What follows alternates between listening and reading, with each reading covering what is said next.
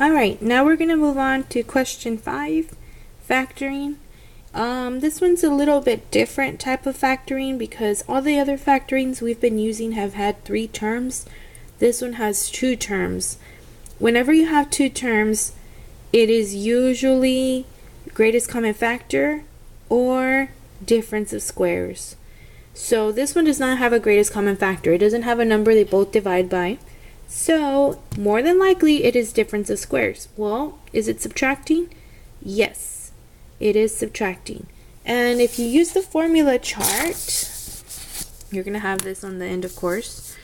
Look at what it says here. Difference of squares. And the factoring is a squared minus b squared. And then you just get the a, the square root, and you put it there. And then you get the b, square root as well. Subtract and add. They have to have different signs because it's called difference of squares, so they have to have different signs. So we have here difference of squares. We can get the square root of 36, x squared, and we could get the square root of 49. So let's go ahead and set it up. The signs are different. Difference of squares, different signs. Then we get the square root. The square root of 36 is 6 because 6 times 6 gives you 36. And to get x squared, well, it's going to be x and x. It is not x squared and x squared because if you do FOIL and you have x squared and x squared, you're going to end up with x to the 4th power. And that's not what we want. We want x to the 2nd power. So it's 6x and 6x, which is going to give me 36x squared. Then we get the square root of the 49, which is 7 and 7. And that's it.